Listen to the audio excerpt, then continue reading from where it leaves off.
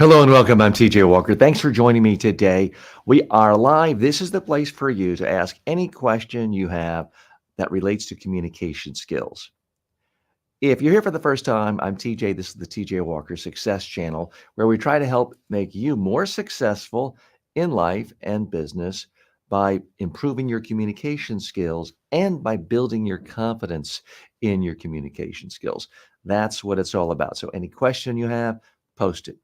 If you want feedback on a video where you're speaking, if you want to critique, you can do it. There's no charge for any of this. We are live. If you want to join me live on screen, I have posted a link to that right in the community tab on my YouTube channel. So if you're watching this on Facebook or any place else, the easiest place to find the link is to go to my YouTube channel, go to youtube.com, just type in TJ Walker Success, then go to the community tab. You'll see it. I will also post it right here in the comment section where some of you can see it, but not necessarily everyone can see it based on the platform. Now, I see some of you have joined me.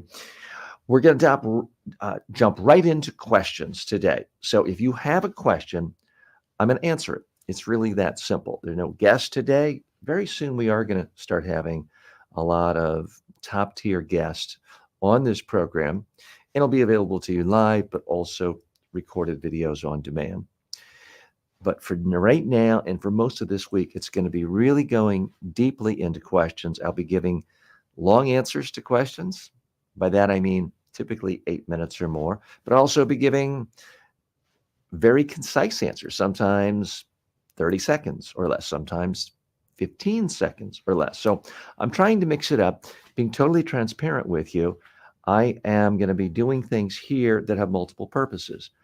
I'm going to be answering your questions, which I hope will be useful, but I'm also going to be creating content that will be used by my editors later to mold it and shape it into more polished videos that will be on demand on my YouTube channel, other social media channels. Some of them will be the 8-minute plus range. Other shorts will be less than 60 seconds and quite often less than 30 seconds. So what I'm trying to do here is be transparent with you, show you the process, because you'll see me mess up. You'll see me forget a word. You'll see me stumble, and I don't fall apart and cry and say cut. I just stop and I'll pick up from that sentence. Or maybe sometimes I'll go back to the beginning of the paragraph. Or if I mess up in the first 7 seconds, I'll just do the whole thing over again.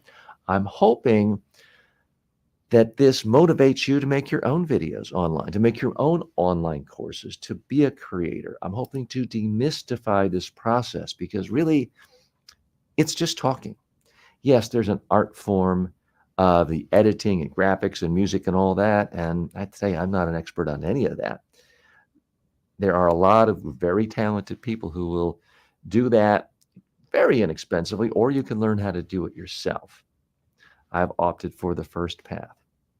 So that's what we're here today, is to show you my process of what it's actually like to be a content creator, and in my case, a communication skills expert, and what it is I do, how I think about things, how I approach it.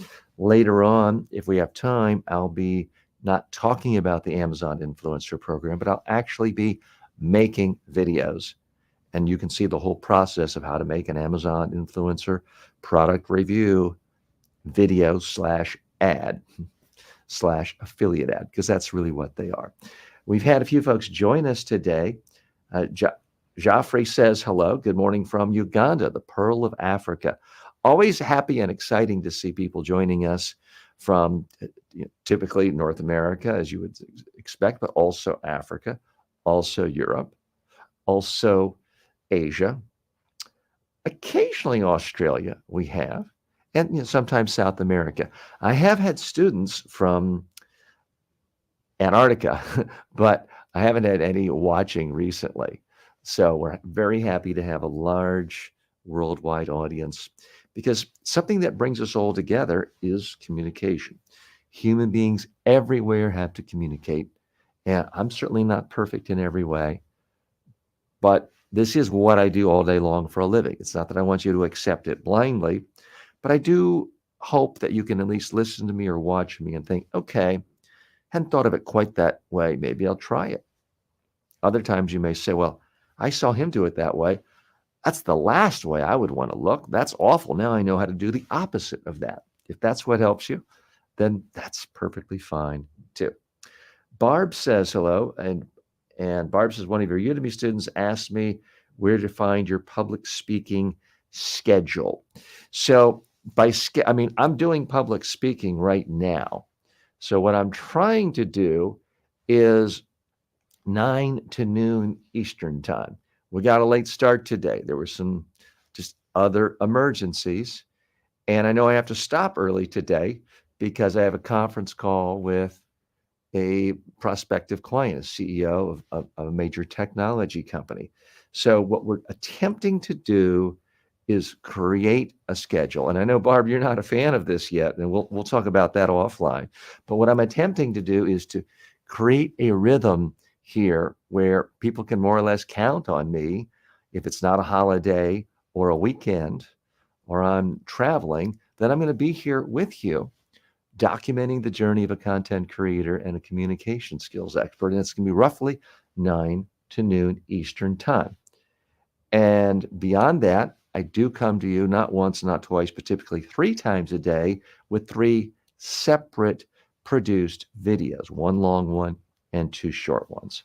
So I do occasionally give speeches other places and online speeches, which isn't public. If an organization is hiring me to give a speech online to them, I can't invite others.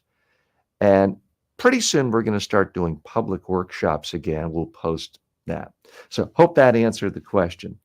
And a colleague in Korea says, don't forget that I am the only fan in South Korea. Is our good friend from South Korea who is a communication skills expert in his own right and teaches, I believe, thousands of people in South Korea. I would love for you to come online and speak with me right here and talk about some of the techniques you do in South Korea.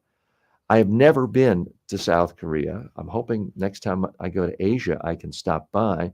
I absolutely love Korean food. That and Indian food are my 2 favorite foods in the whole world.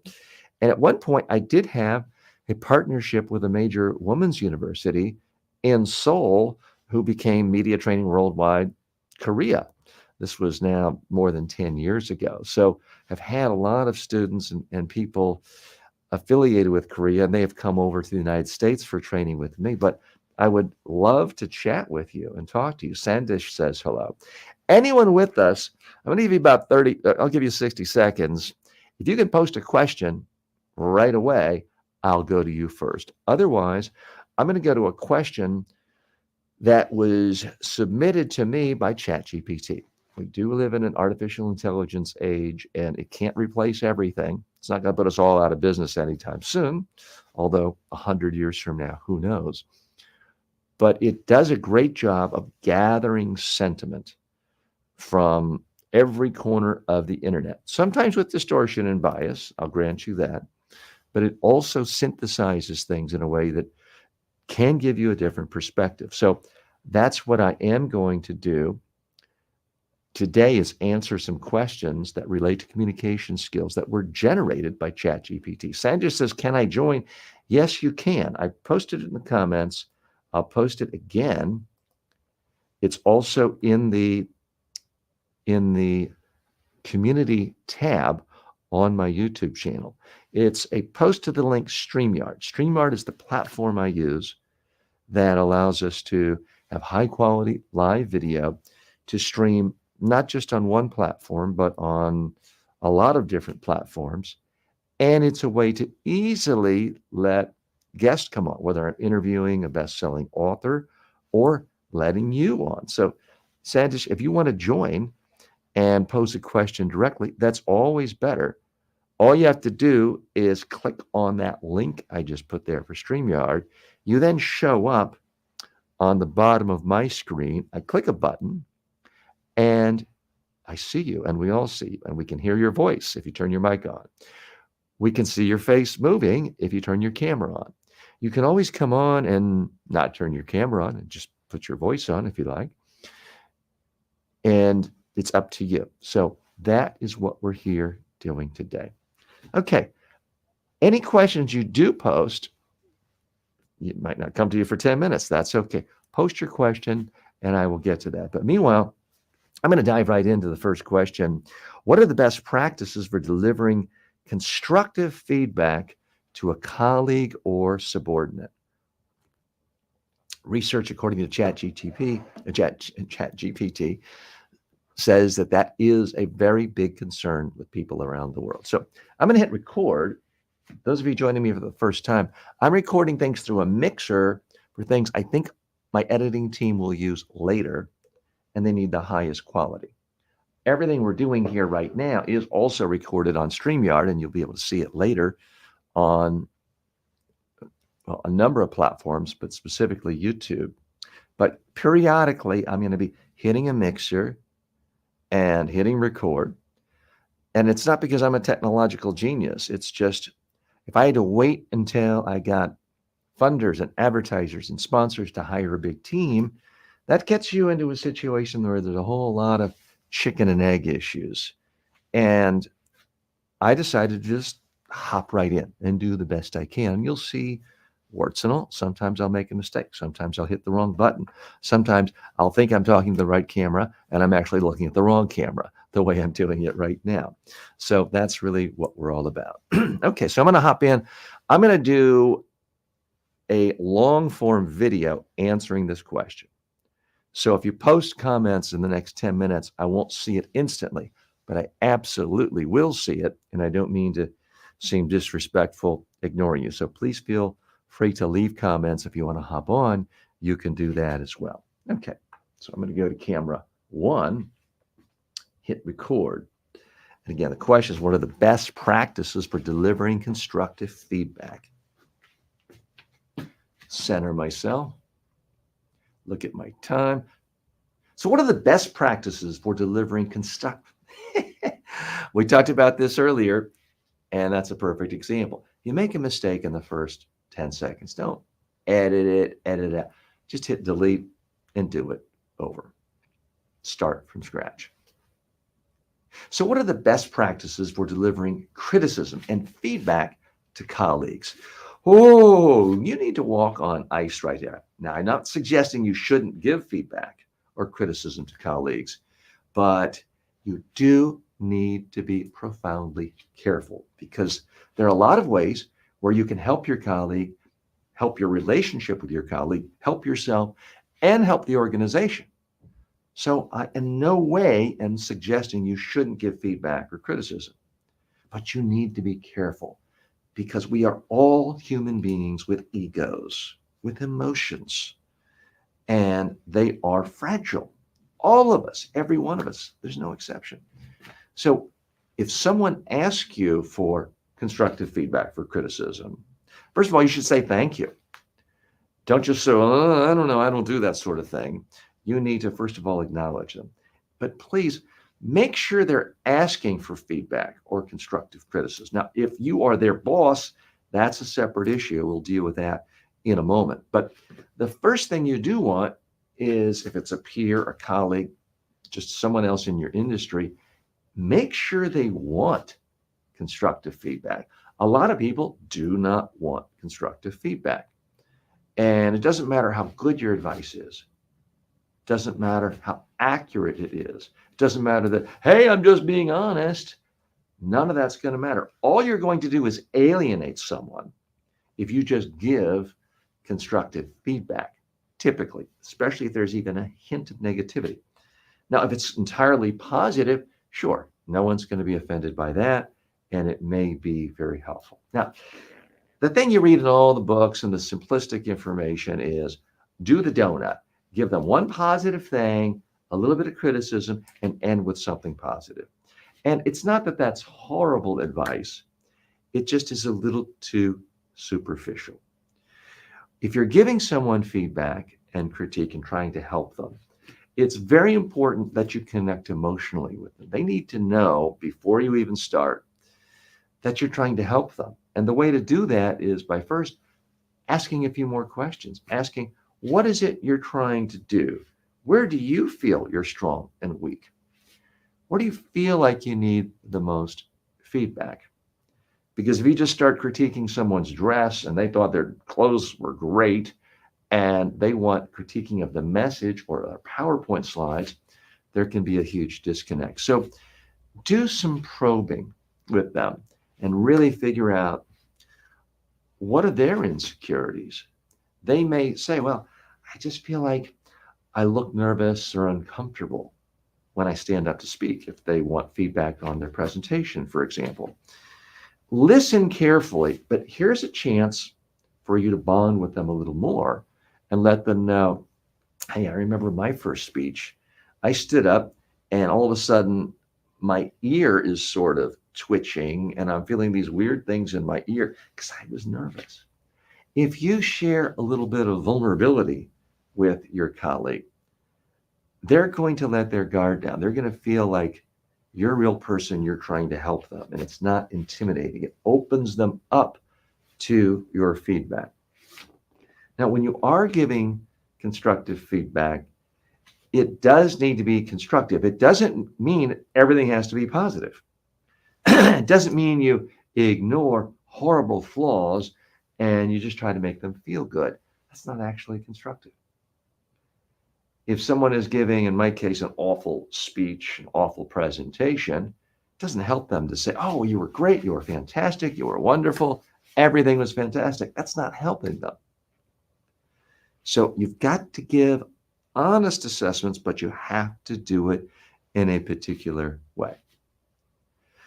For starters, whether it's a speech, a presentation, a memo they're asking for feedback on, a PowerPoint slide deck, try to look at the whole thing. Look at what their overall objectives are.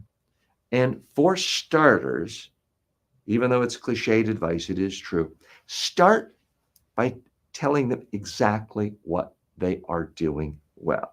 People think they benefit by saying, oh, rip me apart. Tell me what's wrong. Don't hold back. Be honest. I can take it. Everyone says that. They don't necessarily mean it. Or if they do mean it, it still doesn't have the impact you want. It creates an immediate defensive mode in most people. So the first thing that you do is you want to isolate and enumerate what their strengths were. What did they do well? This isn't just to butter them up. It's not to make them feel good. It's not just to make them more receptive to your insights and later criticism, although it can do that. It's important because they literally do need to know what's working so they can do more of it and do it again. The problem a lot of people have, whether it's giving a speech or doing an analysis or writing a report, is they do something well one time, and then the next opportunity they have to do the same thing, they don't do it. They had this great strength and they forgot about it. So you do a tremendous positive service for a colleague, an executive, by reinforcing the things they do well. If you can help them do more of those good things, quite often that will crowd out any flaws they have. So, for example, if I'm critiquing someone on a presentation and I've seen their whole speech and I've seen them do 20 minutes of question and answer session, maybe the best part was their answer to a particular question when they launched into a specific story about how they helped a client who was very similar to the person asking the question. And I could see the person in the audience, their eyes lit up, their head was shaking, they really resonated. I can, in the feedback, say, wow, that story was great. Tell them exactly what the story was. Tell them the reaction from the person in the audience, because they might not have really noticed how positive the reaction was from the person in the audience. So reinforce that strength, reinforce that moment. They can use that to now perhaps put that story into the beginning of their presentation, or to use it more frequently. It might motivate them to illustrate their key points with stories on a more regular basis, which would dramatically improve their ability to communicate. So it's not just public relations. It's not just ego management to start off by telling somebody what they did well. It actually is profoundly important in boosting their performance so they can do more of it. Life is full of wildly successful people who do one thing. Michael Phelps is athletic, but if he tried to get in the Olympics in a running race, a 100-meter dash, he wouldn't do well. He focused on one thing and did more of it and more of it. The more you can help any colleague you work with figure out what are they really doing well in this thing they're asking feedback on so they can double down on it, do it more, put more of a spotlight on that. Typically, you will help them. Now, when it comes to criticism, we said constructive criticism. Criticism is in there. What is it they're doing that's hurting them? It's important to be strategic here because the problem too often is someone just starts giving a long laundry list. Well, here are 89 things I didn't like about your presentation. It's overwhelming. It's depressing to hear that. It's too much information for people to process. And it kind of feels like, oh my God, how do I even start? It's hopeless. Let me just give up. Let me just walk off. Quit. You don't want that response from people. So in my case, when I am coaching someone on how to improve their presentation skills and giving constructive feedback, after I've isolated and enumerated their strengths, I typically focus on one thing where I think it's less than ideal, one thing I want them to do to improve it. And then we try to do it right away to improve it. Now, that doesn't work in every single skill someone might be asking for feedback on in the office.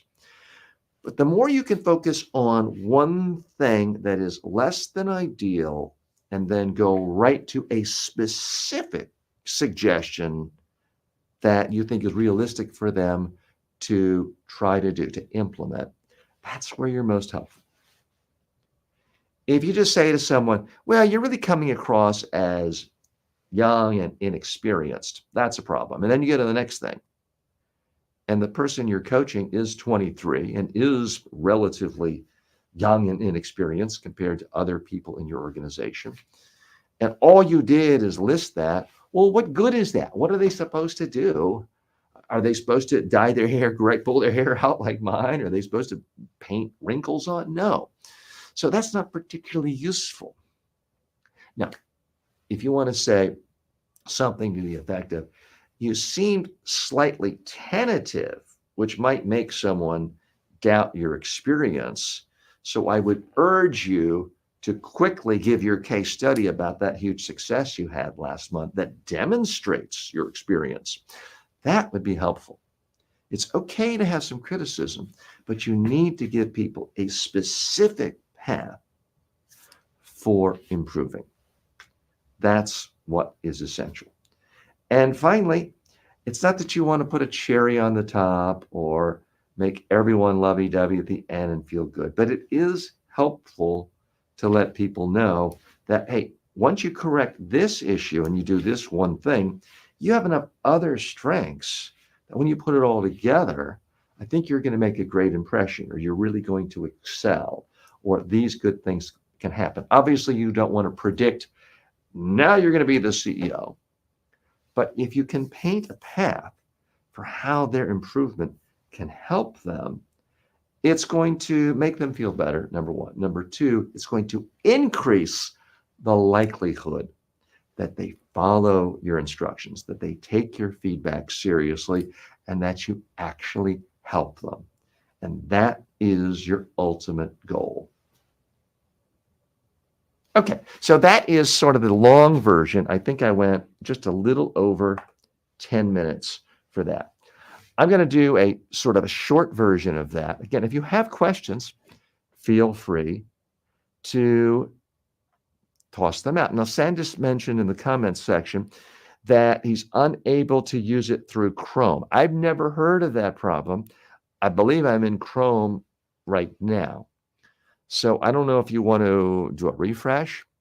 And what we're talking about is I'm here and you're watching or listening to me. But if you want to join me live, we split the screen and all of a sudden you see me on half and you're on the other half. And we can have an actual conversation rather than this being a monologue. So, okay, now it does look like Sandish has tried. So I see that you're in StreamYard and I click to add you and then it disappeared. So sometimes there are technical issues.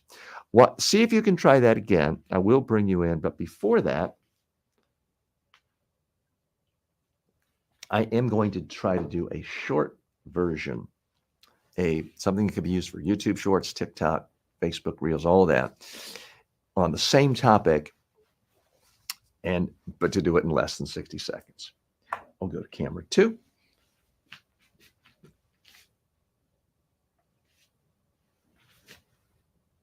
What's the best way to give constructive feedback to a colleague, someone who really does want criticism?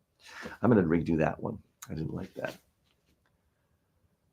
What's the best way to give constructive criticism, feedback to a colleague? Well, it's not just the old tell them something nice, one criticism and something nice again. That's okay as far as it goes, but you have to have a meaningful connection. You need to really find out, what are their concerns? What do they think they're great, weak? Where do they want to improve? And then share with them. Maybe you had the same problem earlier in your career. Let them know. Nobody's born knowing how to do this. Then you can tell them one thing they're doing well.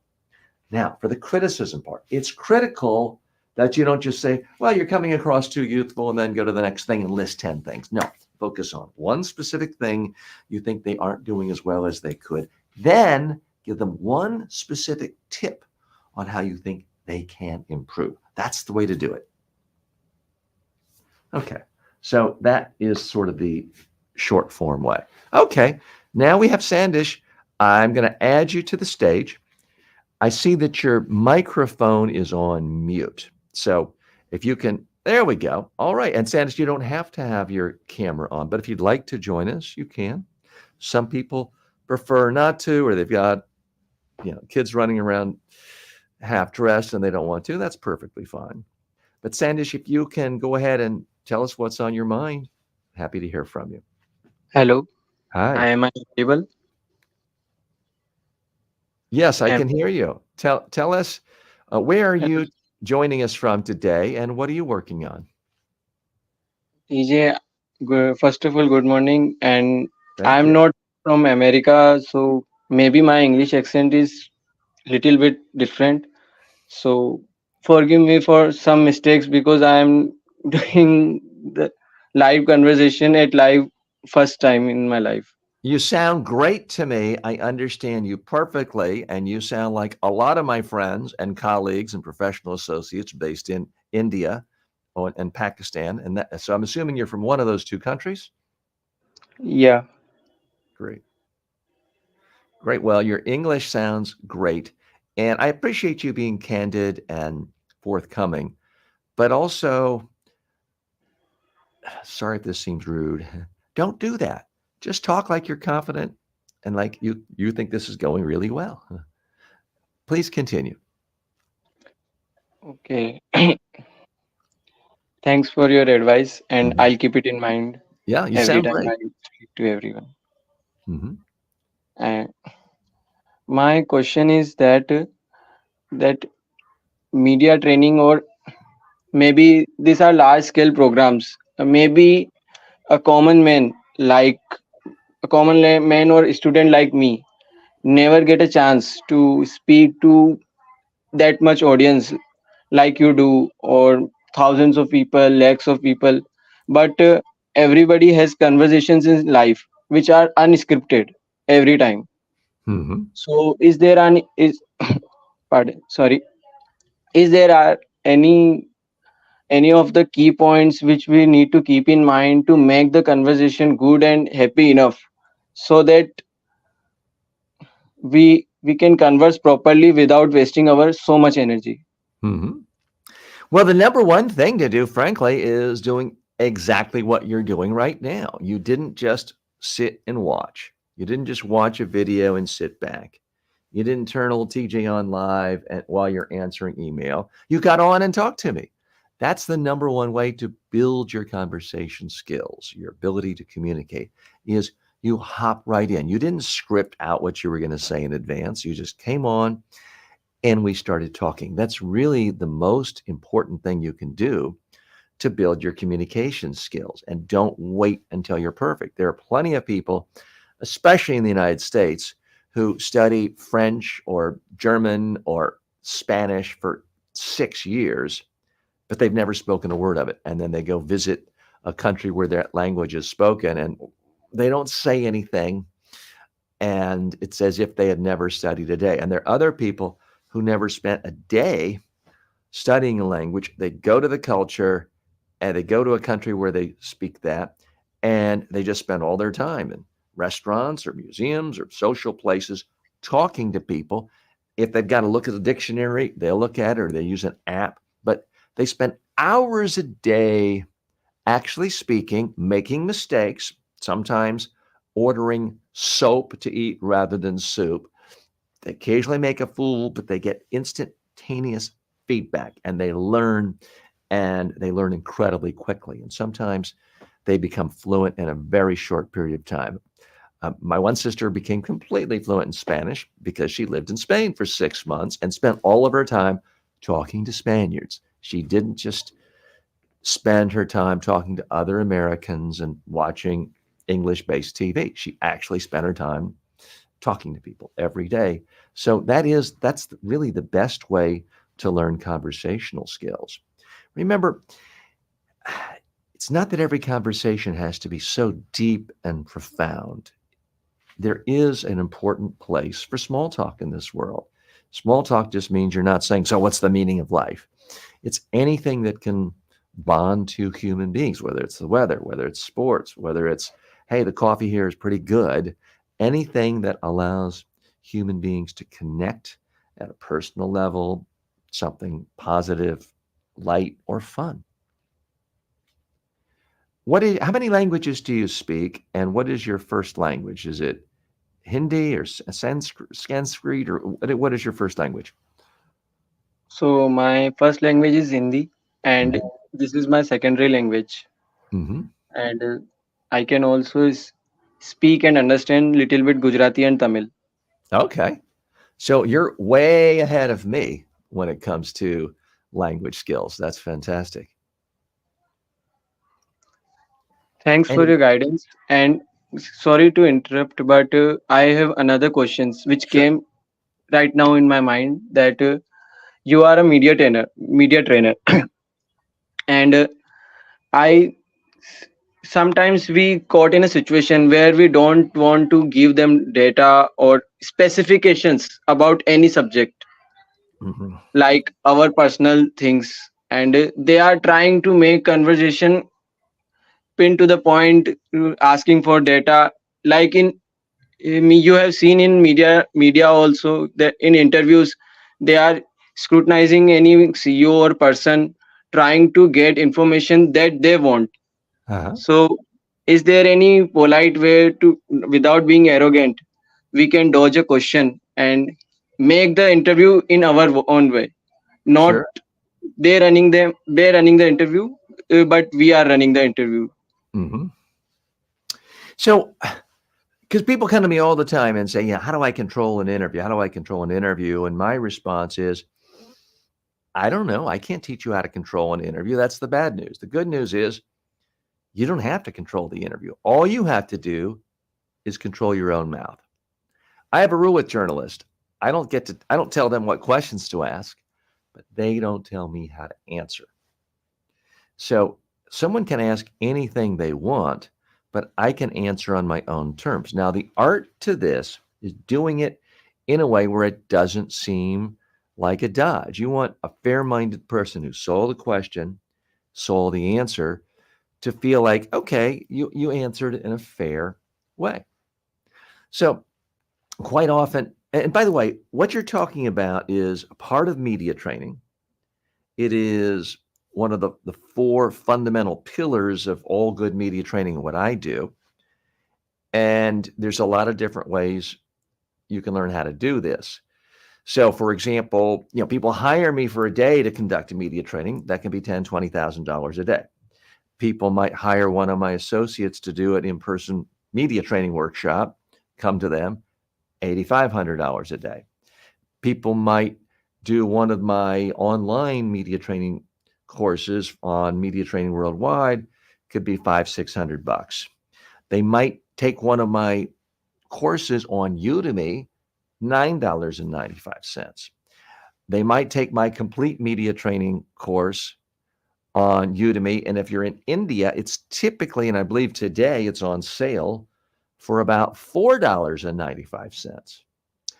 And the really good bargain is if you go to YouTube and type in media training, typically the number 1 or 2 or 3 videos is mine, and it's called something to the effect of the complete media training session.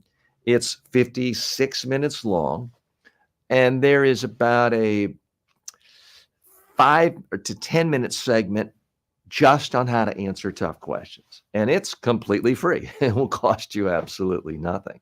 So if you can access YouTube, please go to my channel, type in media training, or just go to YouTube in general, type it, and you've basically got a whole course, and it's for completely free. So I would try that out. Part of it is, to give you a little taste of it, don't act embarrassed. Don't say, how dare you ask that question? If you said to me, TJ, how much money do you make a year? I don't really want to answer for a variety of reasons, but I'm not going to tell you, how dare you ask that? That's rude. That's too personal. None of your business. There's all sorts of things I could say, but then people would remember that. Oh, he's touchy about that. He got emotional. It was confrontational. That's not what I would want anyone to remember. But instead, I can say it for strategic reasons. I keep that. I messed that one up. Sorry. We'll do this again. For strategic reasons, I keep that confidential. What I can tell you is my family and I are very comfortable, and it warms my heart to be able to help people all over the world communicate effectively, teach people, and have a nice living to take care of my family and live a lifestyle that's comfortable for us. I've answered the question, but I did it in a way that was positive, answered it at some level, but in a polite way, essentially told you, I'm not going to tell you exactly what my income was. Does that make sense? Yeah, definitely. I learned a lot from your advice, and I'll keep in mind and every time try to answer in a specific manner that I don't look arrogant, and I can give them some of the little bit data, but I can pass away through questions slightly Yeah. and make the question turn around. Mm-hmm. By the way, we've had several other people join us. Mansoor has joined us. Shreya, they both asked if they can come. Yes. So again, I posted it earlier. I'll post it in the comments section. If you are on another website, you might not see it. But if you go to YouTube, type in the TJ Walker Success, and go to my community tab, you will see the link to StreamYard. If you click that link, then you can join me live just as Sandish has, and we can have a conversation and have a real community interaction. So, Shreya, I'd love to have you. We are going to be here for quite some time, for at least another hour and a half. So very much appreciate you stopping by, but would love to hear exactly what's on your mind and to answer any questions you have. And also, I've mentioned it before, I'll mention it again. If you have a video of yourself speaking and you want to critique, I'm happy to do it. Now, Sandish, I did want to point out one other thing that you had mentioned, which is you don't necessarily speak to a lot of people.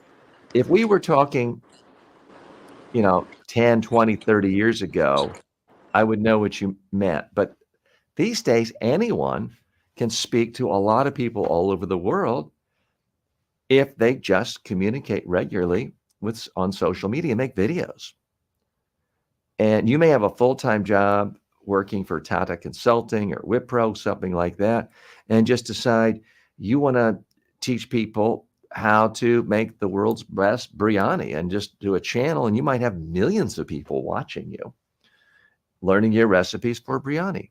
So just because you don't have a huge audience now doesn't mean you can't. I mean, these days, basically nobody starts off with a huge audience unless you're a member of a royal family.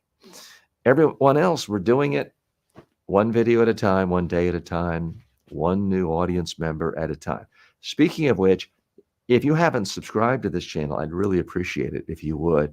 Our own research shows that the vast majority of people who come, watch, even like a video, never subscribe. So please subscribe, sign up for notifications, like the video, and most important, well, second to most important, leave a comment. Most important of all is to do exactly what Sandish has done and Shreya has done, which is come on in and talk to me and let's have a community. Shreya, thanks for joining us. How are you today? Hello, Mr. Walker. I'm doing good. Thank you very much. How about you? Fantastic. Where are you from Great. and what's on your mind today? All right. So I am from India as well. I'm from Hyderabad city, Mm-hmm. Telangana state, and my primary language, my mother tongue is Telugu. Next is Hindi, and then again, next is English. So my question today is: am I audible, sir? Not only are you audible, but you're coming across beautifully. Your English is excellent, easy to understand, and I'm quite envious of your massive knowledge skills of your language Oh, skills. that's a thank you, thank you. I know it's a joke, but No, I'm not joking. Your English is excellent. thank you. It's because I studied in an English medium school, coming from a Telugu speaking background. So I used to struggle a lot because my school was pretty much in a really good place, like where rich kids and really good people used to come, and I was from Telugu background, like many other students. I didn't understand then. They were easily able to communicate with their parents in English, and why can't I? So that made me kind of it gave me a drive to learn English and get Good. better. Yeah. So, because in India and all other countries, you might know English. It's really important to learn English because it is one of the top languages. So, I used to watch movies, read books, and all that, like many other people used to do. So, Mm-hmm. that's what made me come here. So, coming to my question today is that, um, how do I put it simply? By the way, I have Well, to yes. comment again, your English is perfect. Your vocabulary is excellent. Your grammar is excellent. Volume, Thank you. pacing, Thank you. tonality, everything is wonderful. Thank you so much, sir. But I mean, when I just listen to myself when I record at times, or when I'm talking to you at the moment, I tend to struggle. I get stuck at times when I don't find the right words. I find it. I don't know what to do for that because many people speak like you. You speak very fluently and without not getting stuck or without breaks. So how do I Ah, get but there? but time out now. That's one of the reasons why we're doing all this live, because it was only about 5 minutes ago I was Right. trying to create a video recording on best practices for giving constructive feedback.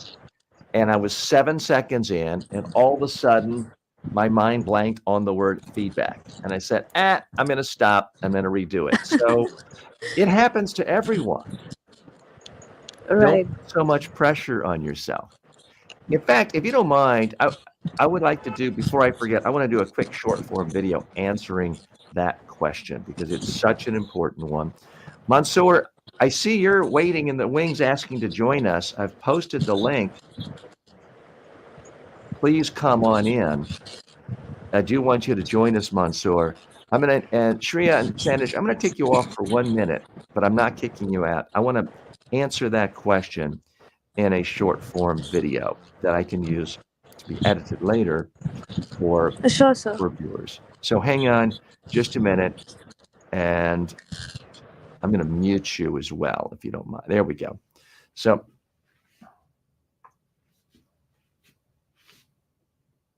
I'm going to hit record. So what do? You're giving a presentation, a talk, and all of a sudden you can't think of the next word you want to use. Do you panic? Do you apologize? Do you start to sweat? Here's the magic secret. Just pause, look relaxed, comfortable. Don't let anyone know you're thinking, oh, what's the next word? And instead, use the first word that comes to you. Anything similar. No one else will know the difference. Okay, so what I'm trying to do there, Shreya, is give someone a little tip if they just, Googled the search and they don't want to spend 3 hours with me or 10 minutes and they just want to devote 25 seconds to something, to give them a little tip. But that is what I believe is the best policy, which is don't put pressure on yourself to get the perfect word. Instead, just use the first word that comes to you. Now, I broke that policy a little bit earlier today because the word was in the question and it threw me a little bit for a loop that I just forgot the word feedback. So that's why I wanted to start over again. So Shreya, if you want to put your mic back on, I didn't want to interrupt you if you had other questions. And Mansoor, we're still waiting to have you on. So if you can join us, please do so. Shreya, go ahead, because I think I had cut you off. No, sir, it's absolutely all right because you gave me a good tip as well. So, and yes, I saw a few minutes ago you were trying to answer to Mr. Sandesh, and somehow it got cut off. But you said, "Let me rewind back," and you started your sentence properly. So, I think I should practice that as well. I will practice that as well. And just to clarify, we didn't get cut off. There was no technical problem. I just made a mistake. What's a little bit different, if I were giving a speech to a real audience, not that you're not real, but an in-person audience, or I'm giving a live webinar, I wouldn't have done it that way. I would have just kept on going and not used that word. But today we're kind of doing two things at once. I am speaking to you, it's a real audience, but this is also a workshop environment where I am showing you behind the scenes of how do you create polished, edited videos to push out on social media. So that's why I did it. Right. Yes. Great. So did you have any other questions? Oh, Mansoor has joined us. Great.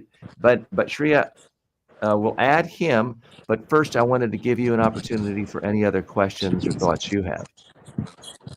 Yes, sir. My main question is that I've been trying. There has been a major gap in my career. It's been 2.5 years actually. So since then, I got into a very shell kind of zone, and I'm trying to get out slowly. I'm trying to work on myself and getting my life back, I could say. So, but I'm actually I have this fear of how to answer a question in the interview where they ask, why do you have so and so gap? How do I answer it properly, straightforward and short? I just don't know how to. So Because it's a sorry. very important question, and you're not alone being concerned with it. And I'll give you some tips, but if you could give me a little more background. Were you taking time off to have a baby, school, taking care of a parent who had health issues? Is there anything like that? Because people do realize and can relate to that. And you don't have to tell me if it's too personal. No, it's not too personal. It's about me. It's my fault. Why I mean I went to pursue masters abroad, but I was all alone basically. So I had hard time communicating with people. I had hard time connecting with people. So I've realized that later on.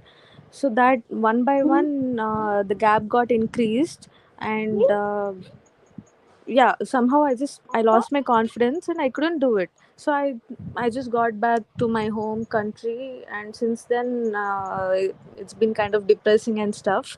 But I'm okay now. I'm doing all right.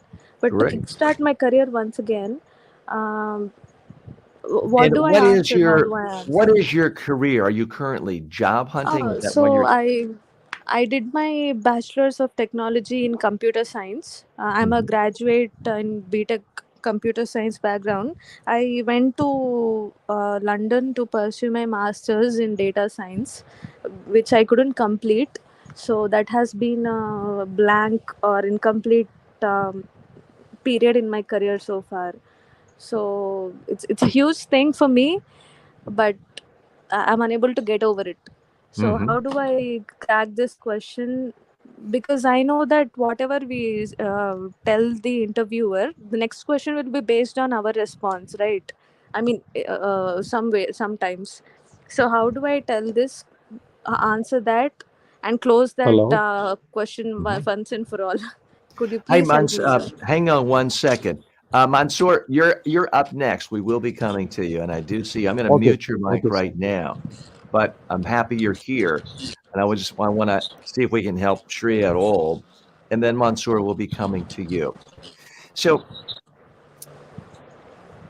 and how long ago did you start your master's, and then how long have you been back in your country? I'm trying to think of different narratives that would you could say in an Okay. interview that would make someone say, Uh, "Oh, okay, that makes sense," and they go to the next right. question. I did in the year to 2021, February, but I got back to my country again in the year 2022, which Mhm. was 2022 August. Yeah, Okay. And are it was you 2 years course. I completed for a year. okay, and are you Sorry for applying interrupting. for programming jobs, or what sort of jobs are you applying for? To be honest, I would like to, since my background is from computer science, I would like to, but apply for computer science programming jobs as well. But I lost my confidence completely and would like to try something, you know, not non technical side to probably like maybe gain my confidence and make my way up there from there. So Okay. Well, that's the thing going on. in that case, that even makes it easier. Yeah, so if you're applying for a completely different profession in a different field, and they say, "What have you been doing?" You can say, Right. you know, I was studying computer science. I was studying for my master's in computer science, and I realized that this is not where I had my real passion. So I started a period of intense study and introspection and thought, and that's what led me to this new field that you're in, which is why I'm here. What would strengthen your case? I mean, let's say you wanted, I'm just making this up, but let's say you wanted to work in the fashion design world.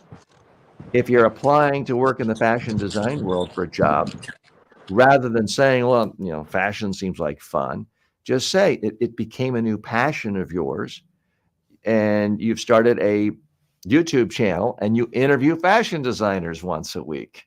And that shows something you've done. It shows you're entrepreneurial and that allows you to connect with people. That also answers the question, what have you been doing?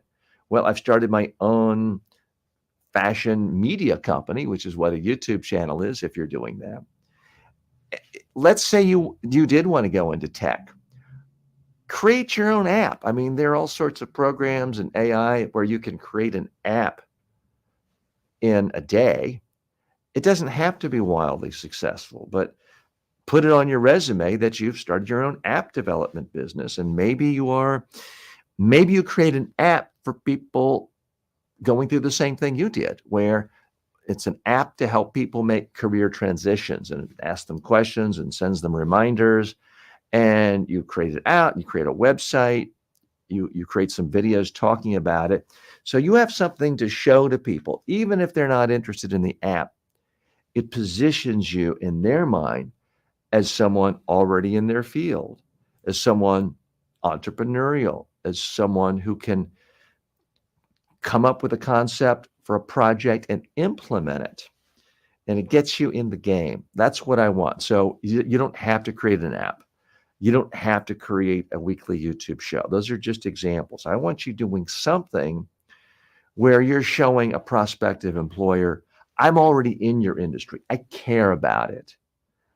I didn't just wake up this morning, oh, this will be fun. I've been thinking about it a while. I'm already networking with people and I'm already learning. That's what I want you to focus on. Give some thought to that and come back next week and let us know if you've narrowed it down at all. We have to switch to Mansoor now, who's been waiting patiently. Thank you so Mansoor, much for your advice, sir. thank This has you. been really helpful. Thank you. You're And I welcome. also want to. I'll definitely work on this one. You. So basically, the gist of it is to do my background work and prove myself that I am already in this industry. I'm Yeah, not new to this, so that it'll strengthen my application. definitely. Yeah, Great. that sounds really great. Thank you, sir. And I You're also welcome. want to add, I have already bought your course on Udemy, so I've started that as well. So Great. so far it has been helpful. So thank you so much. Which course are you in? I started with the basics communication course, Okay, so that great. I to strength I because there's always room for improvement. I wanted my foundations to be stronger than ever. That's why I started from the basics, and I'll Yeah. move on further next. Okay, great. Well, I hope you find it helpful. I do have a job interview skills course I think might be really helpful to you as well. I'll also So, check on to that yeah, definitely. great. Good Thank you luck. so much for your All time right, and thanks. guidance, sir. Thanks so much. Take care. And feel free You to too. stay Take care. on. You can stay in the room with us. There's no problem. Mansoor, how are you today? Sorry. Good Yeah. morning, sir. This is Mansoor from Afghanistan. Nice to have you in this communications. Myself, I'm proud to have you. Great. Well, thanks so much for joining us. And it's always good to talk to our Afghani friends. Uh, one of my closest colleagues, J.M. Akhtiari, who's also a co-instructor with me, lived in Afghanistan his whole life until the events of a few years ago. So I want to hear from you and what's on your concern right now. But I'm also interested, what's life like in Afghanistan right now? Thank you so much. Currently, we are in a good and safe situations. Currently, the government's working for the benefit of the people. So actually, we don't have that much problem. Everything is going well. What about in your place? So everything is good? Well, when it comes to government and politics, we there's entire channels, and I could tell you for the next 15 hours of things I don't like about certain political parties and developments here, but that would be a different channel. So I can tell you Exactly, exactly. Yeah, life yeah, for yeah. I me know, is I know. good now, and in general in the United States, unemployment is lower than it's been in 50 years. The employment rate of people, adults, has never been higher.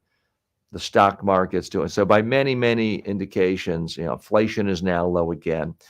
By many indications, things have never been better, but also things are highly polarized here.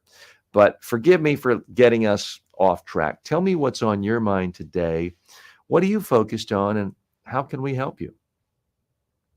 Thank you so much. My question is that currently I'm working in one of telecommunication company. Myself, I have 22 years working experience in telecom sectors. My question is that we are experiencing different customers in our the customer service point with different ideas, with different Whoops, so I lost your audio there for a minute, Mansoor. I don't know. I'm gonna mute you and unmute you. Sometimes that solves the problem. I'm hitting mute. Now I'm hitting unmute. I hope we didn't lose you. Are you there? Yes, yes, I'm here. Okay, we lost your audio for a minute, so please continue. I was asking that currently I'm working one of the telecommunication company. We are experiencing different kind of customers in our service point. Like most of the people are uneducated, Most of the peoples, they don't know about the using of professional technologies. How we can, support those kind of clients or those kind of customers? Mhm. Thank you. So you're saying the challenge is, as a telecommunication company, you have a lot of customers who perhaps can't read their bill if you send them a bill, or they have questions Exactly. but are not literate. I mean, this is a Exactly. challenge everywhere in the world. And I mean, literacy in the United States, for example, has gone down since its peak in, I think, the 1970s. So it is a challenge. And that's why, I mean, that is one reason, frankly, why there has been such a push for video. So many businesses are using video because there are so many people in the world who never learned to read or can't read or have dyslexia or other problems, but can understand if someone is talking to them in their language. So one of the solutions is to not try to communicate text only. It always shocks me how many websites and businesses that are often about communication and sometimes even about video, and you go to their website and everything is text. If you're about video and I mean, if it's a telecommunication company, you're about people's voice. You're not a newspaper. Why not communicate in a either audio manner with voice or video rather than text? So, I mean, that would, without knowing the full extent of everything going on in your company, my first blush answer is do not make text your default medium of communication. Make video your default, then add text to it, because so many more people can understand someone speaking to them in their language, in their dialect, using their vocabulary. If they can go to a website, if they have internet access, and that can be another issue, I know, in Afghanistan, if they can see and hear your message, it's much more likely to connect with them.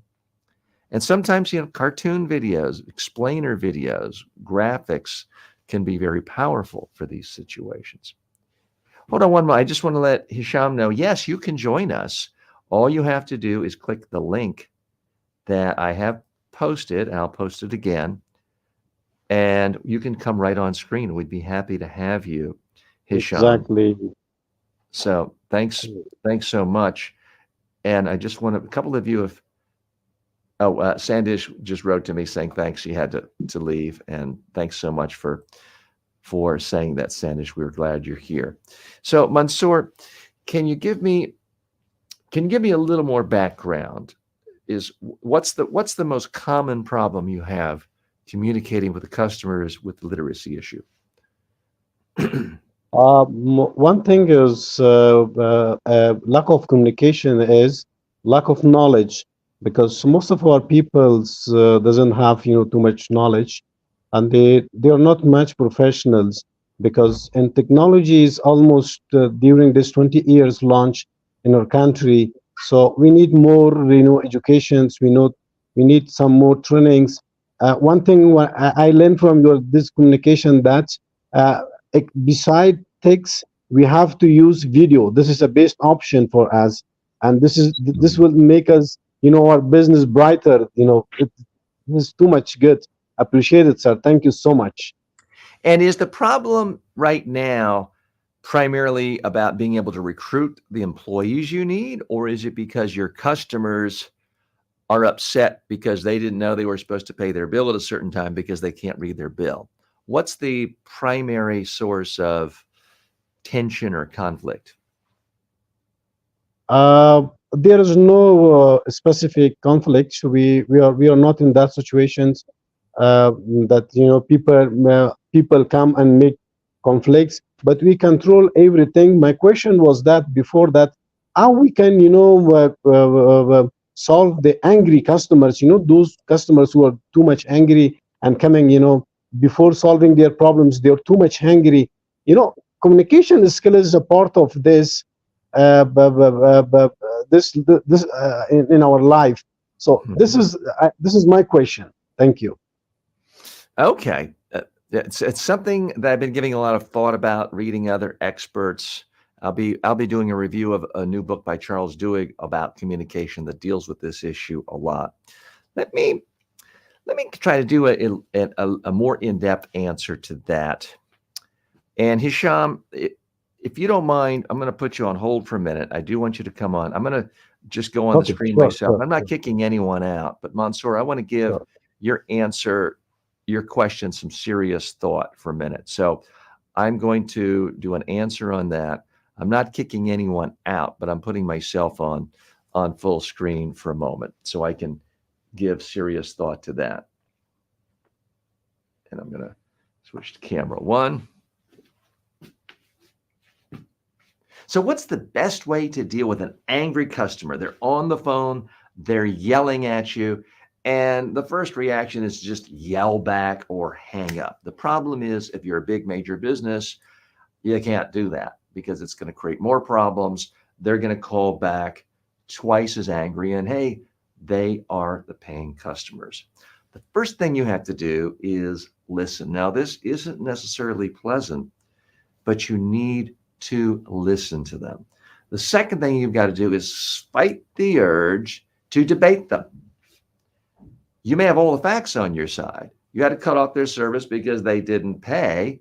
But if you just throw that fact out to them right away, you're just going to escalate things. They're going to get angrier and angrier and angrier. So telling a customer why they are wrong isn't going to help resolve the dispute. It's not going to diffuse tensions. Most important, it's not going to get rid of them. They're going to keep calling back again and again and again. So you've got to fight that instinct to tell them why they're wrong. You have to fight the instinct to just provide rational facts. Because if someone's calling you up and they're angry, well, what is anger? It's an emotion. They're not calling up typically factually laying out numbers in a calm, soothing, professional voice, are they? They're calling up angry. You can hear the tension in their voice. You might hear extra volume in their voice. So we can't ignore it. People get angry. We're all human beings. I get angry. You get angry.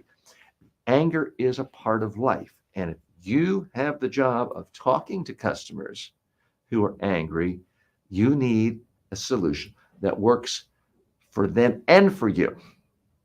So the first thing you've got to do is realize that there's emotion there. Part of what will diffuse the emotion is to listen to them. Really listen. I don't just mean saying, while you're checking email and writing nasty things about them on the report. You have to listen to it. Periodically, you have to say, let me make sure I'm understanding. And then you have to play back in your words, synthesizing what they are saying. You're not just mimicking them. You're not pandering to them. You're not agreeing with them, but you are telling them back a summary of what their complaint was. But even that's not enough. You've got to then say, did I understand you correctly? Did I get it right? You need to wait until they actually tell you that you got it right. That's very, very important. Once you do that, they are going to feel respected. They are going to feel listened to. And some of the tension is going to be gone. It doesn't make everyone happy, but it solves some of the problem. And it puts them in a mental state, in an emotional state where they are much more likely to listen to you. You do need to express some sympathy for them feeling bad. Again, it's not the same thing as you agreeing with them. You're not agreeing with their facts. They may have the facts wrong. They may be 100% of the wrong. You may be 100% right. But if you want to deal with this consumer problem, you have to recognize that's how they feel. Make sure that you understand their sentiment. Express some sympathy for the fact that they're feeling bad now. Now is the time when you can bring up something of a factual nature that could help resolve their problems, and to do it with a polite, respectful tone of voice. Now, you can try to match them. If they're yelling and screaming, you don't want to yell and scream back. But if they are speaking slowly, you may want to slower your speech patterns.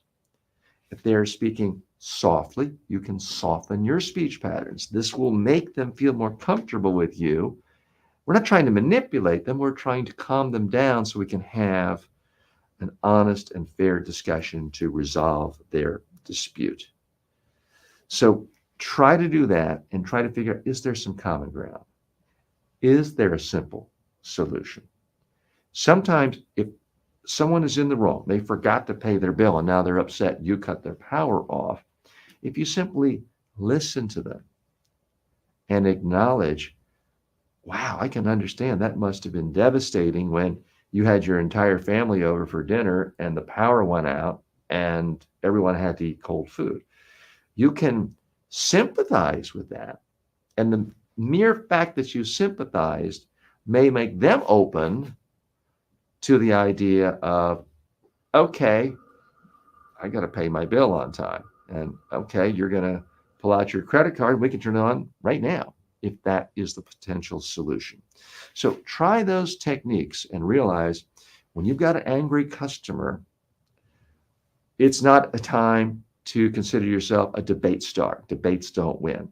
It's not a time to bombard someone with facts. It's not anything you're going to win by proving someone they are wrong. It is a time for communication, for empathy, and for bringing people together for a mutual resolution. Okay, so that was sort of a long form answer to that question. I want to just do a 30-second version of that, okay? And then we'll get back to the questions in the queue. And I'll be right with you. I'm going to hit mute, and I don't mean to be disrespectful, but I just need 30 seconds of this. What do you do if an angry customer calls you and they are irate? Well, here's what you don't do. You don't debate them. You don't tell them they're wrong, and you don't bombard them with facts. The first thing you have to do is really listen to them and prove you're listening by summarizing what they're saying. Then you got to ask them, am I understanding you correctly? That has to happen before anything else good can happen. Okay. All right. Sorry about that. So again, what I'm doing for those of you joining, so it seems kind of choppy what he's doing. This is a workshop here. This is an open workshop where I'm showing you how one content creator creates content. We are live and I'm here for you now answering your questions, but I'm also creating videos, short form, long form videos that my editing team can take and polish up and add extra B-roll and special effects and music that can be distributed across social media to reach a much larger audience and to have more of an evergreen quality to it.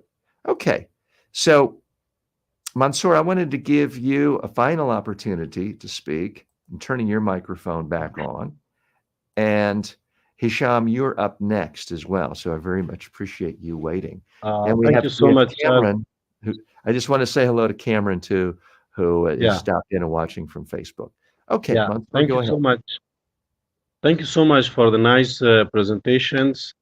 Honestly speaking, during this my 22 years career, I haven't, seen such kind of, communications which you have done, physically for us. Thank you so much.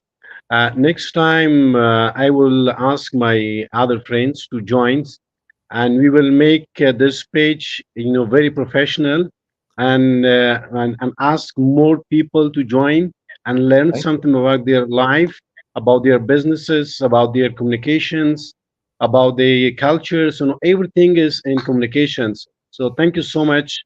I will, if I have time, on daily basis, I will join and I will share my own experience and I will share something new for, other audience for myself. Thank you so much. Great. Well, Mansoor, thank you so much. Really appreciate you stopping by. Appreciate your time. And yes, invite your friends, come back.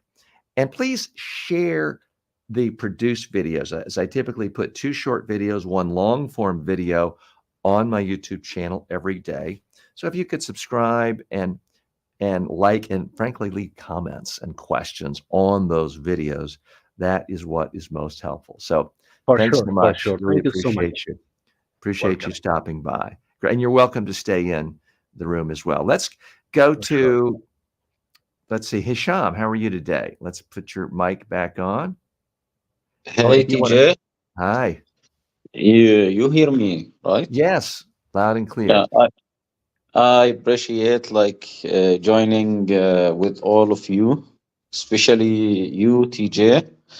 And I start the first course from Udemy from you like in 2019 Oh, wow. 5 years was ago. Great. was like the complete creativity, unleashed your creativity, something like that. Okay, good. And I start to know about self-speak program, and I use it for a while. Oh, good. But the problem of my, yani I had a problem with full-time job, and we don't, if I don't have full-time job, or if I had it like before like 3 years, I was like having problem when like spending 8 hour every day when like working for others, and you don't have like lots of time to thinking about what do you want to create or Mhm. something like that. I am software developer, I'm sorry, I didn't hear the and I last haven't. thing. Apologize. I didn't hear the last thing I you said, and I wanna make sure I'm I am understanding. software developer, and I have like ability to create something always new.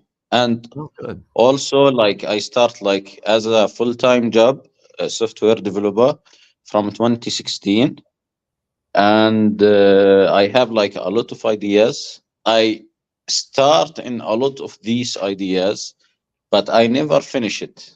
Mhm. Like always, like I start and making like maybe 90%, 80% from the idea, but I never like become like finish it at all, or like be satisfied about it. Mhm. And this is make me like annoying. I spending a lot of times for create something always, and maybe I have like I had now more 8 big websites, and now also I have like less trust of myself. Like I don't have self confidence, or mumkin maybe I have like little bit of scare to not finish this idea. Mhm. My idea like it's about like a huge community for collecting like Arabic language in different delegates, like Ammiya and Fusha, in every part Where of apologize Arabic for region. interrupting. Hisham, where are you based? Where do you live? I am living in Jordan. Jordan. Okay. Uh, it's Middle East country in the Yes, border of my Palestine, media training firm Saudi. just conducted, we just conducted a media training there last year for the United Nations, and my colleague Just Todfeld had a wonderful time there. Unfortunately, I've not gotten there yet. I've been to Lebanon and the Emirates and a few other places, but hear me out a minute, because you're creative. That's great. I'm creative. All human beings have some level of creativity. It's a part of your identity. Well, Seth Godin is a very famous author in America, and he has an expression he loves to use. He says, real artists ship. You ship your product. There are exceptions. I mean, Michelangelo was famous for quitting after 80% and not finishing paintings and not finishing a lot of things. And I'm sorry, Da Vinci. I'm talking about Da Vinci, not Michelangelo. Michelangelo did finish. Da Vinci was famous for starting things and starting doodles and not completing. But most artists who have a real impact, they finish. They finish their product. Picasso finished 50,000 pieces of artwork in his adult career. So he did a lot of quality stuff, but he did a lot of quantity too. I would ask you to look back of all the projects you've started in the last 8 years or so. Think about it for the next day or two. Come back to us on, say, Thursday. And I want to know, what is the one project that you think you could actually finish in the next month that doesn't depend on creating some huge community and things beyond your control? What's one project where you could finish it and say, I've done the best I can, I've unleashed it on the world, whether it's a website or a new podcast or something.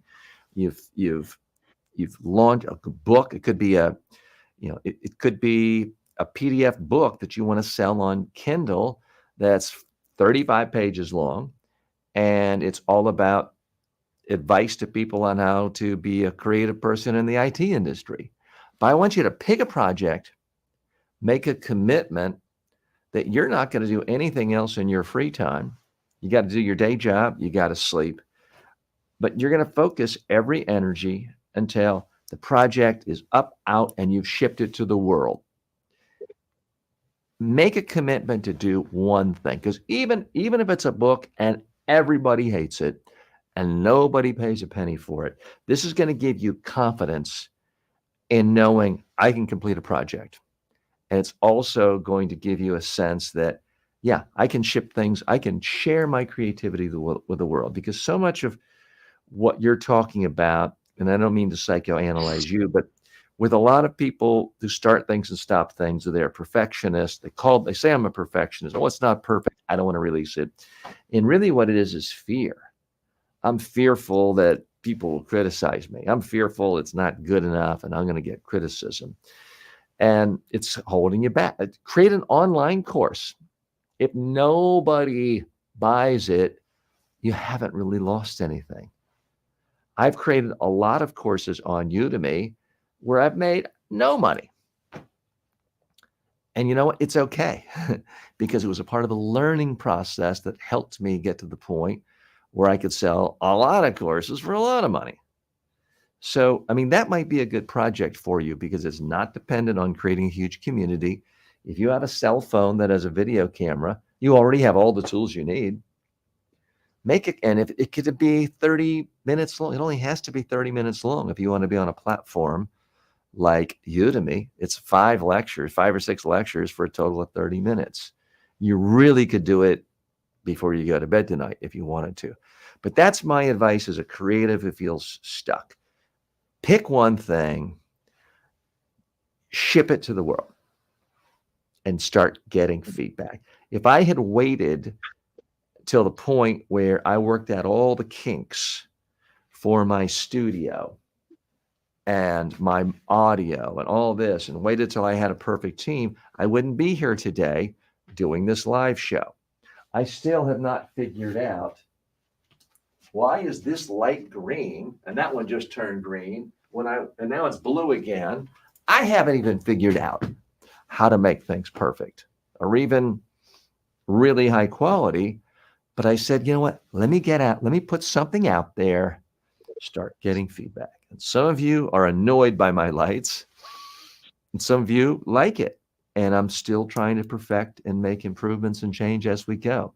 So is that something you'd be willing to do? Oops, did we lose him?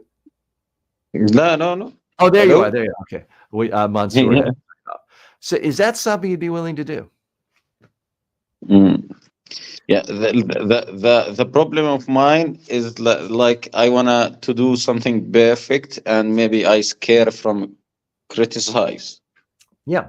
So I'm here to tell you, there's no such thing as perfect. There's never been a perfect book, a perfect movie, a perfect YouTube channel. Every one of my online courses is filled with imperfections.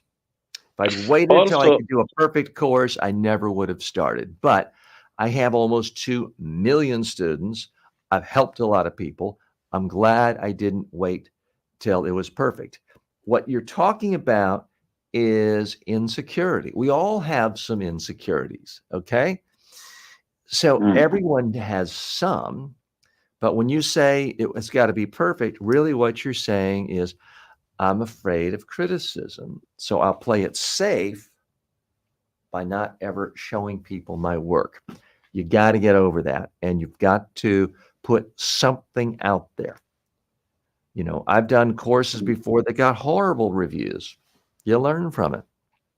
I have a course, one course in particular, on how to enjoy wine. I think I've made $5 in 10 years on that course. People don't like it. Is it a perfect course? Obviously not. Is it harmed me in any way? No. Did I learn some things? Yes. So you got to tell yourself, you're not being a perfectionist. You're just hiding and being insecure. You got to get over that, create something and put it out there. You know, you could do a 5-page, I think it's called Kindle Shorts, where it only has to be a couple thousand words. Put it out there and promote it and tell people on LinkedIn and other places. Would you TJ, be willing to also, try? so sorry for interruption, TJ, but also I have like problem with the dealing with my time. Like I always like decide to sleep early as possible, like 8:30 or 9, and woke up very early to start work in my full energy, in my creativity, in my product. But always like I feeling there is like people having like access to my life to waste these things. Like when I going to work 8 hours, always like my manager looking to extra work hour, and we need to always to having like more debates or like annoying conversation to tell them like I don't walked up Let me ask more you time. something. I don't mean to sound unsympathetic, but do you ever look at social media? Do you ever watch YouTube for entertainment?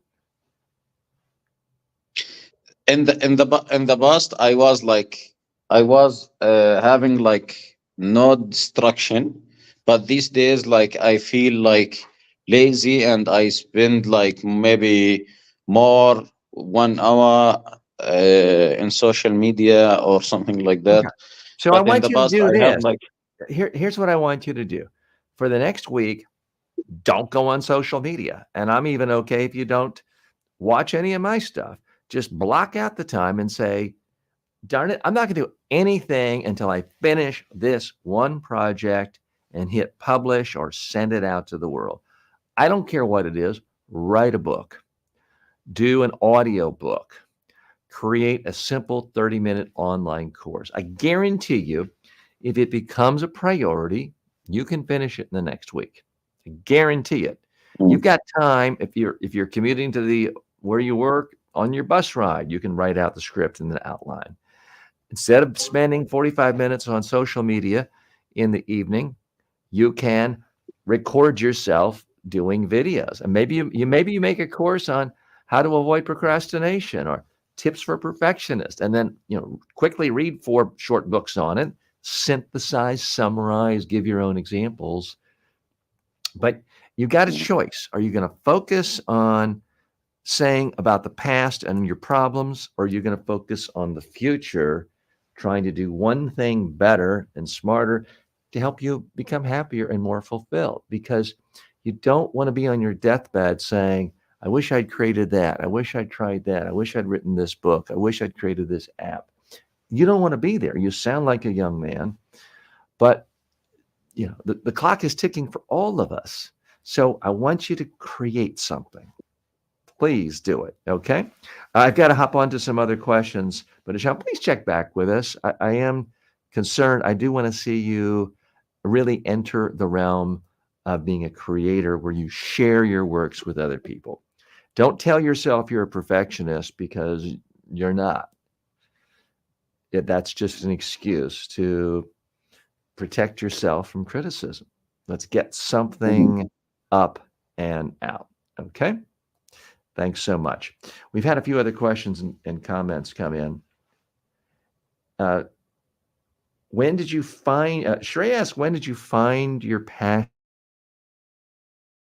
One I was born naturally shy. I was the quietest kid in class. I was the worst kid at knocking on doors, selling magazine subscriptions and candies for fundraisers.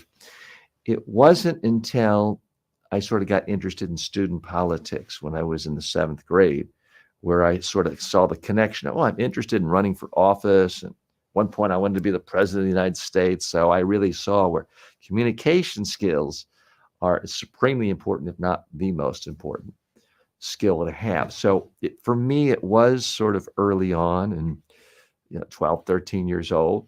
And then ever since, I've had a fascination with media, politics, communication, and it just has built on each other. Now, I've tried a lot of different things. I've been a political talk show host, failed miserably.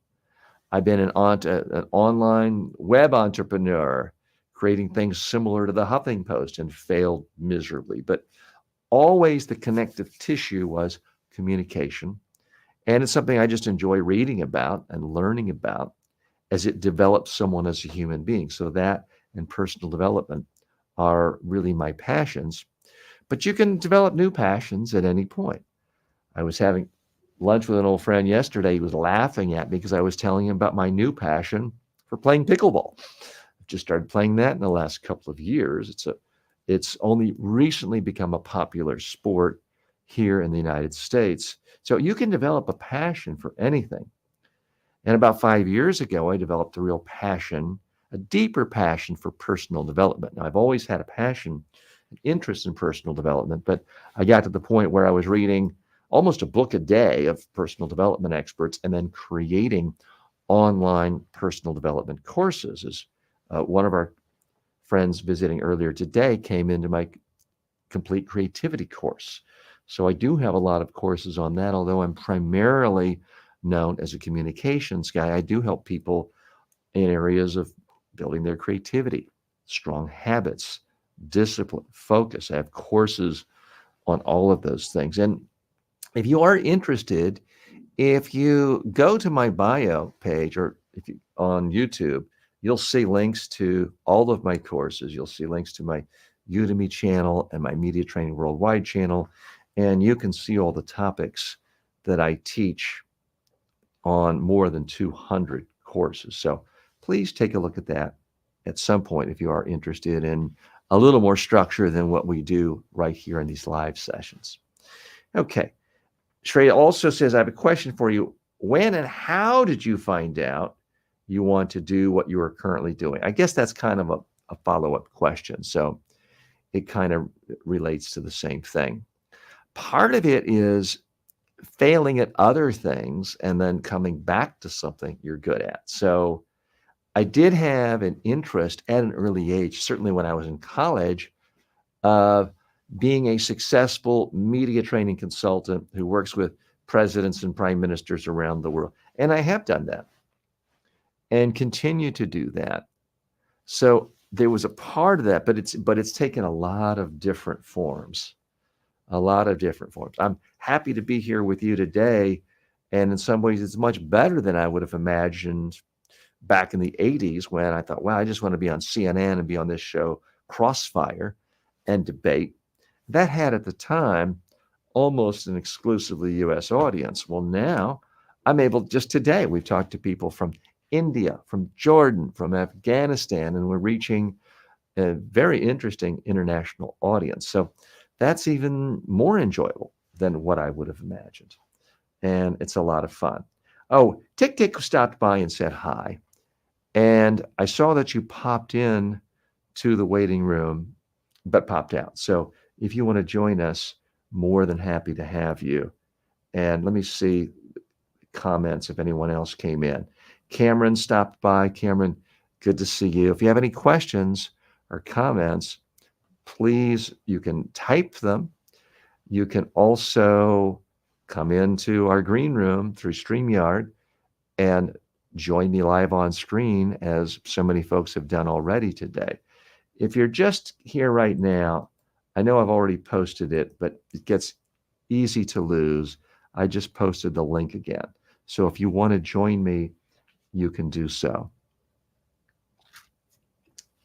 I do want to take a moment to thank you for joining me live because you have a lot of opportunities and a lot of options for spending your time. So I want to thank you for spending time with me today, learning about communication skills, being a part of a community, because you could be watching Mr. Beast. And I like Mr. Beast. He's very entertaining.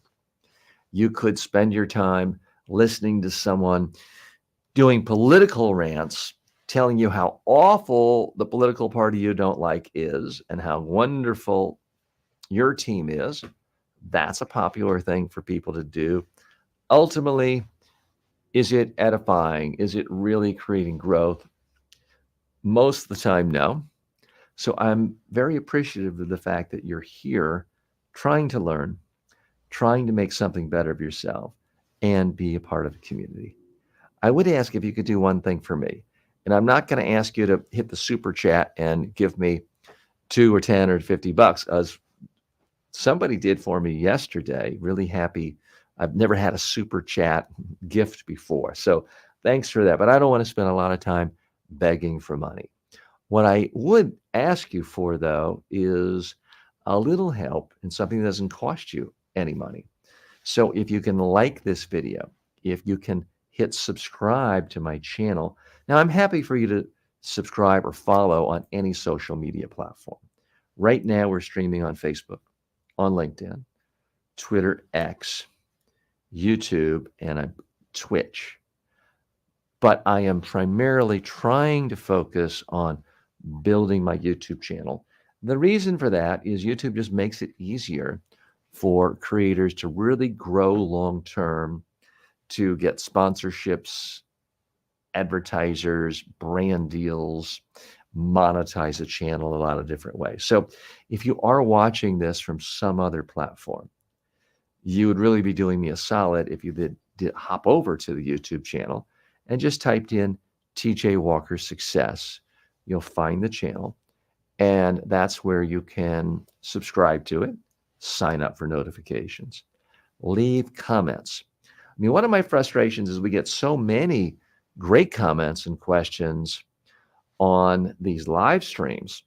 But then if you just go on my channel, if you can even find the lives, you don't see the comments until it's in live time. So if you watch the first couple of minutes, you wouldn't even know there were any comments. You'd have to either scroll all the way to the end of the show or watch the thing in real time. So again, I'm happy that you're leaving comments here. But if you could, perhaps just go to 1 or 2 other videos on my channel, because I typically post 3 a day in addition to these live streams, and leave a comment. Better yet, leave a question, and that would be profoundly helpful. So there's a lot of different ways of reaching. You can always email me. Contact information is right there on my YouTube page. You can leave comments on any social media. Sometimes people even call me, although that's not my preferred way. But there's a lot of different ways of connecting. I'm certainly trying to make myself as available as possible to people to connect, to learn, to get feedback, and to be a part of a community. So that is what we are all about. Okay. And I just want to make sure I don't have to sign off early today, because I do have a couple of calls, some with a major corporate client prospect. And so I'm doing something I wouldn't do regularly on a live show. But as I've told you at the beginning, what we're doing here is a little bit different. It's kind of a workshop. I'm sharing with you the process. So the process is I'm making short form videos here. I'm making long form videos here. I'm sometimes making a mistake and redoing it. And I'm also doing a live feed, and I'm my own mixer. I'm doing the production as we go, and I'm not doing editing here. And I'm also, in a sense, multitasking, because I have a call on Zoom in 55 minutes where I'm talking to a major client prospect about doing in-person training. So these are all the things that sort of go on in my business. Every business is a little bit different, But one of the most exciting things these days is there's so many ways to make money and make a living beyond just getting a traditional job. Now, I've had traditional jobs before, big corporations, a big government agency, one employer. You show up, you work, you get a paycheck at the end of the week or the end of the month. And I don't want to sound like I'm anti that or that's always a bad thing, even though I haven't done it in a long time. It's great for a lot of people. There's often more stability. There are often more benefits that way. But to me, what's so exciting about this modern era we live in with the internet and all the opportunities with social media and so many platforms and apps is there's almost an unlimited way of making money and helping people if you are creative and you're not afraid to fail. If you have a cell phone and some access to the internet and you are creative and you're willing to fail and learn things and try things a little bit differently, I think almost anyone can make an income, at least the median income of their society. And I think people who really think long term can do a lot better. I'm not promising everyone's going to become a billionaire. I'm not Elon Musk. But I do think there's so many opportunities selling your product, selling your service, selling your expertise, monetizing views, podcasts, online courses, PDF. There's so many ways creative people can monetize their expertise without having to hop through gatekeepers.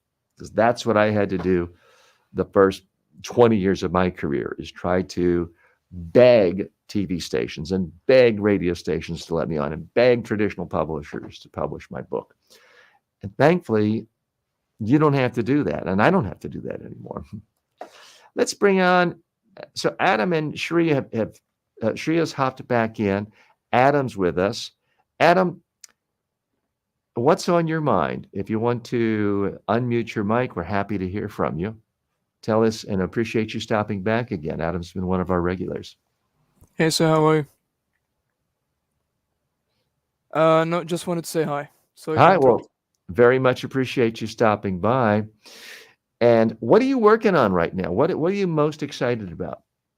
Well, right now I am studying. As I told you before, I'm in the last year of high school. But I'm excited to, after school, of course, after exams, to focus on work.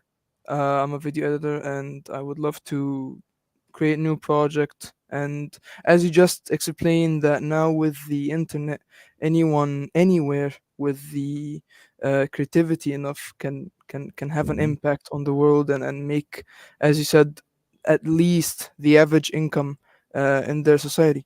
And What so is the yes. what's the ultimate dream of your friends in high school today? I mean, when I was a kid, this was a long time ago. Yes. People were still thinking, oh, I want to be a professional athlete when they were younger, and virtually nobody gets to do that. Or they thought, I'll be a successful lawyer or doctor. And then it became, when I was in college, sort of the ultimate was the big job on Wall Street where you work 180 hours a week for a big company, so that by the time you're 40 and you're completely exhausted, you've made 10 or 20 million dollars. What is your dream? What do you really consider making it, and your friends, your peers that you respect? Well, for people in my school, most of them, they have different interests. Some wants to be a doctor, some wants to have their own business, some wants to be an engineer. Me personally, I would love to have my own business, perhaps a services business. Yeah, I think it's all about, if you have a plan. Anyone can dream. Anyone can say, "Oh, I want to have a business," or "Oh, I want to do that." But if you have a plan that "Oh, okay, I'm gonna study this year.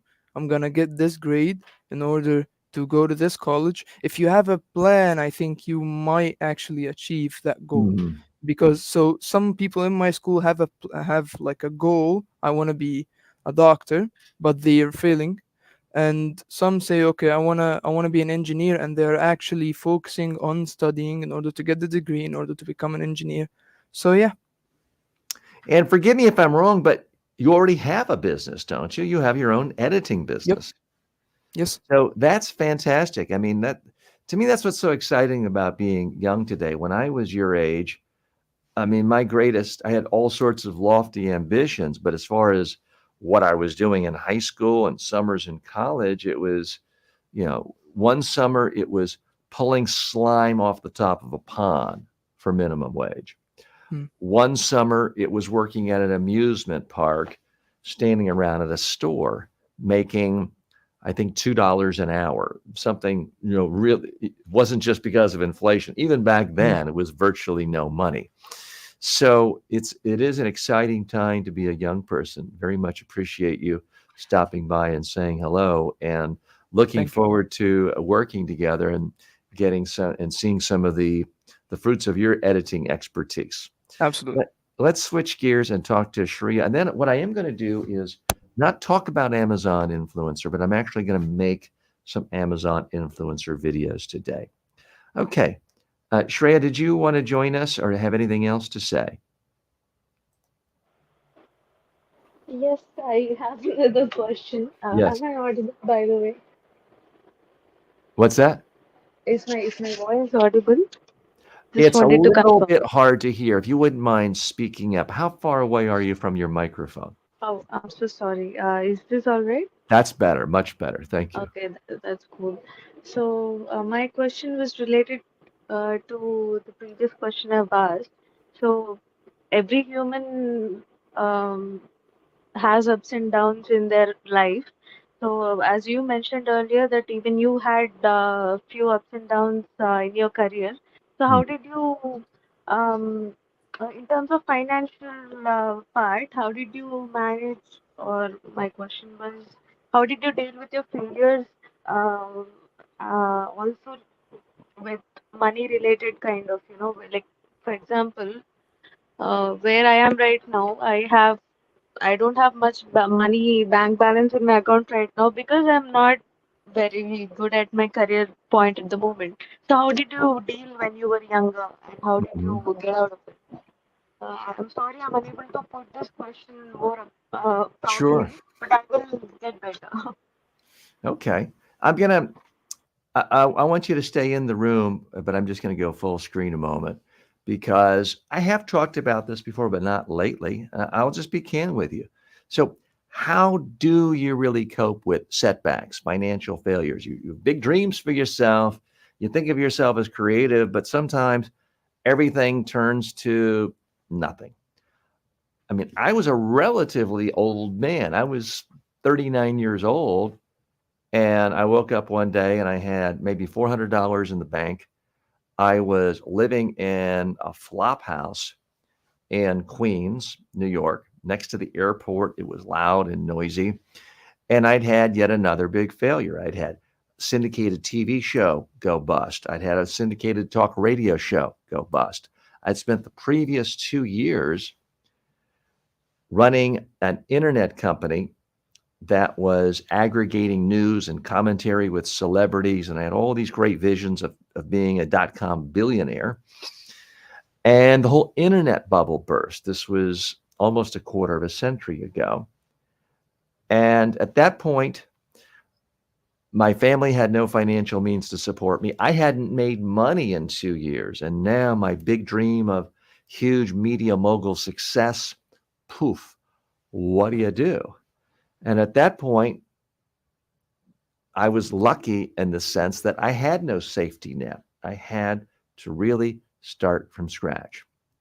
So all I had, my only possessions were a simple old computer, a dial-up connection, made those sounds, and I was in a flop house. I was sitting on the floor. I didn't even have a chair, and I had one old VHS video camera, the big bulky ones with the big tapes.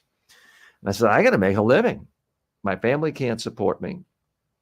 I have $400 to my name, which will barely cover a part of next month's rent. it's do or die time, and I don't plan on dying. So what do you do? So then I asked myself, what's everything I'm interested in?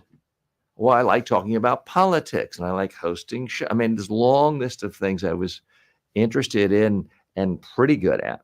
And then I made a list of what are things people have actually paid me for in the future or in the past. And people had paid me. I had done media training and public speaking training on the side before, not really serious, but freelancing. And I put a list of that. And then I put, what's a list of things that might be of value to people?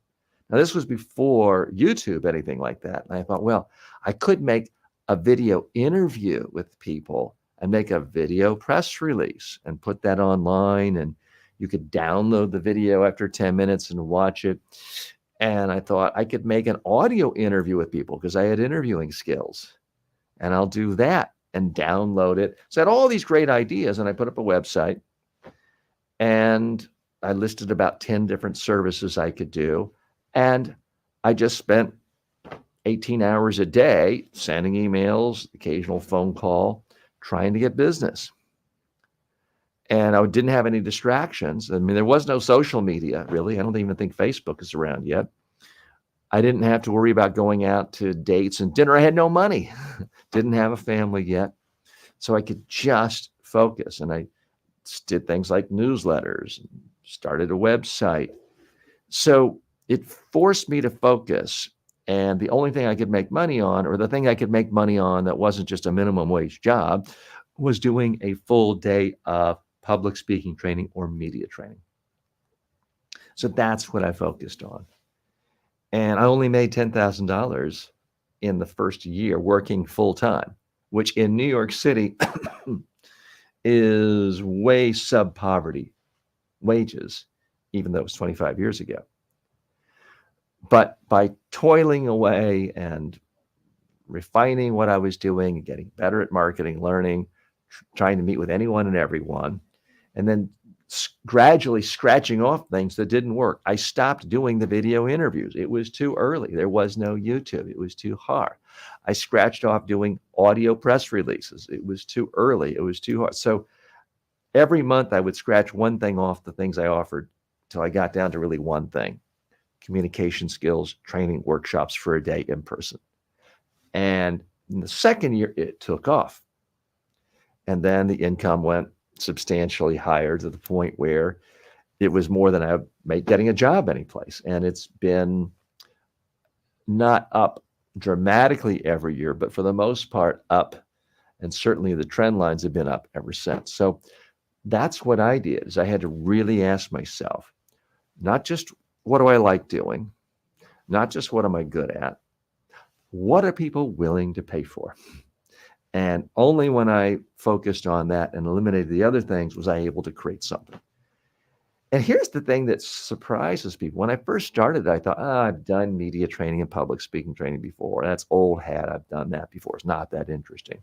What I found was that by immersing myself in it, going deeper and deeper, and reading every book and making content and doing newsletters and then ultimately online courses, it became more interesting, not less interesting. So that's what I would offer. I would suggest to you is try sometimes to really go deeper and go really deep in a subject matter, get good at it, and it becomes more fun. Not just because people pay you more money, although they do.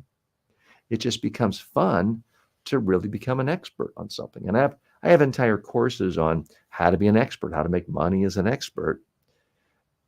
And it is based on real life experience. Because I do think one of the funnest jobs you can have in the whole world is being an expert and sharing your expertise and making money in a lot of different ways from that expertise. Adam says you might not become a billionaire, but that experience itself, that journey is what matters. I think you're very rich. Well, Adam, thank you. I do consider myself very fortunate in every way, personally and life experiences, and at least by my standards of what makes me happy, the financial means to fund all of those dreams. So thank you so much for the kind words. Adam says, from a flop in Queens to a great speaker, most greats are people who had no plan B or safety net. It's either you succeed or you die, and you made it. Now, I appreciate what you're saying, but I don't think that's the only way. I mean, Gary Vaynerchuk, very successful. He's constantly telling people, don't quit your day job and do that. You should have a plan B. He says, work your behind off 8, 10, 12 hours a day, which is what he did working at his dad's liquor store, and then spend another 8 hours working on your dream and get to the point where that's so successful, it becomes financially irrational to keep your day job. I think that is also an excellent, excellent plan. Okay, in our remaining time, I'm going to shift gears and make some Amazon influencer videos. We've been talking about this a lot. Shreya says, thank 100%, which I think means you liked something I said. So thanks for that. I'm going to put my receiver into my phone because my phone is the video camera I use for this. I'm going to grab my microphone, which is charging in the back of the studio. So I'm going to walk away from you for just a moment. Apologies. I'm going to grab the microphone. I'm going to get the tripod that you've seen me use the last few days. Now you can see it. So I'm going to put the microphone on. I want to see a green light. And I'm now going to plug the microphone on. I want to get sort of relatively high. The closer to your mic, or to your mouth, the better most microphones work. So I'm going to turn the camera on. Those of you who haven't seen the last day or two might be a little surprised by this, but what I am doing is just making short form vertical videos. What I have found, for me anyway, is those are the only ones that seem to get views on the various social media programs that I'm part of. So that is why I'm doing that. In the past, I did 3 videos and 2 pictures for every product. I'm now trying to learn, trying to get better, trying to streamline. So that's why I'm doing this method. Am I saying that is guaranteed to be the best method for everyone trying to make money? No. I'm just saying when I look at the data for what I'm doing, that is what has worked. So I forgot my remote control and I sort of locked it into the system. So that I don't want to do. So I'm putting this on this little tripod. I don't want it to fall down. And I want to have the curtain as the backdrop because it does seem like that is a relatively neat and professional backdrop. So I'm a little bit out of focus for you, and I apologize for that. But what I want is something where I can see the curtains behind me and the lighting is pretty good here. Okay, so let's do a handful of products. I just grabbed some sporting equipment today. These are all products that I bought on Amazon. And now I'm just going to do 15-second videos, short form videos that can appear on Amazon Inspire and things like that. And on the Amazon website, my Amazon storefront. So I'm using the remote control, doing everything in one take, unless I make a mistake, which I'll just stop, I hit delete, and then I do it again. So let me see if I see the name of this. Western Starballs is the name of this. And yeah, I've got a soccer ball and a volleyball.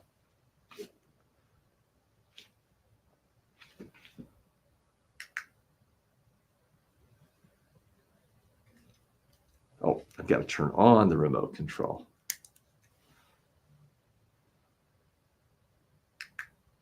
This Western stall, for some reason, again, everyone has bad days. That's the second blunder I've made today. But again, does it really matter? It only took 2 seconds. I'm hoping by demonstrating warts and all that this will motivate you to make videos, because you don't have to be perfect in every take. Western Star soccer ball. And now I've got to put back to the video record. Okay.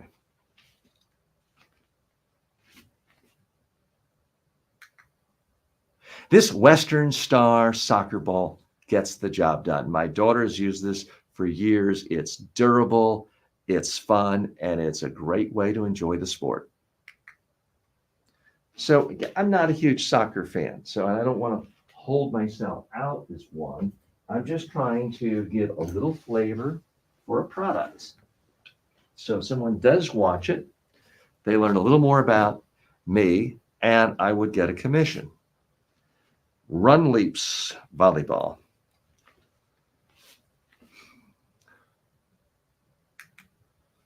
I live near the beach, and beach volleyball is a lot of fun. I like to play with this Run Leaps volleyball with my daughter. It's given us hours and hours of fun and enjoyment. I'm trying to get it below 15 seconds, which seems to be a major threshold in terms of getting views, and that was about 12 seconds long. Okay. Here is a small kids football, the Franklin 100.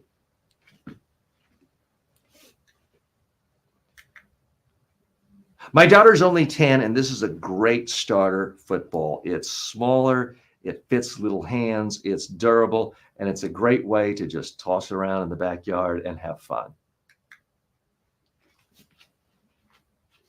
And you can, maybe hard to tell, but it is a much smaller, I mean, this is not something the NFL is going to use, but it is a simple, easy ball to use. Okay. I'm now a pickleball player. I don't play a lot of tennis, but I've bought at least half a dozen of these rackets.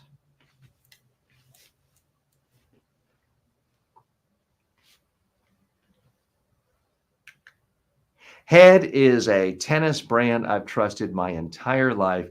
I love this racket because it gives me so much control. Now, I'm a little tough on my rackets, as you can see, but I've bought about 6 of these. I'll buy more.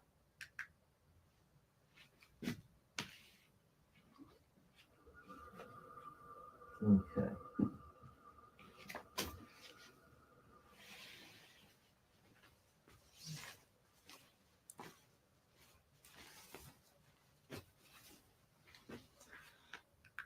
This Nautica windbreaker is so light and functional. I can use it on a cool day. I can use it when there's a light rain.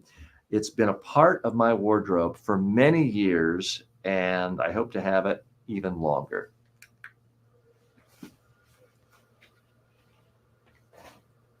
Okay, moving on. Calvin Klein loafers.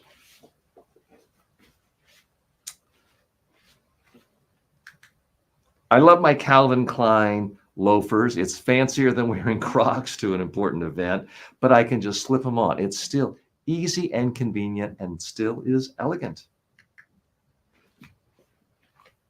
So could I have said that a little bit better? Yeah, but I think it's good enough. I'm not expecting to get fabulously wealthy from any of these ads. What I'm trying to do is test the waters, experiment, start building relationships with brands, see what works, what doesn't work, get comfortable. This is a different type of public speaking.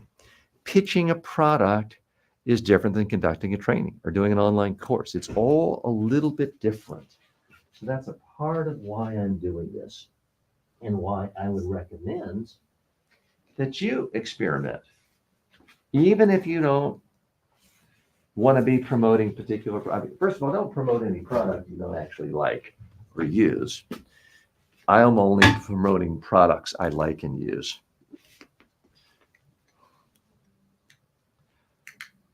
Extremely Online by Taylor Lorenz is a fantastic chronicling of everything that's happened of importance in the online world for the last 20 years. If you want to get caught up and really know your history, this book is for you. And I do believe that.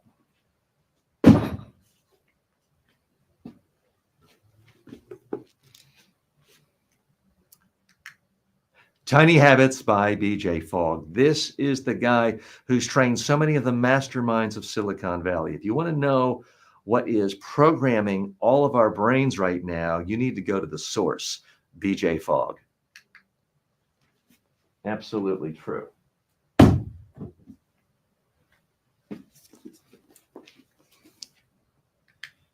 If you feel distracted, you're not alone. That's why I highly recommend Stolen Focus. It tells you what the problem is and what the solution is. It's a great read. Okay. So let me see if I missed anything.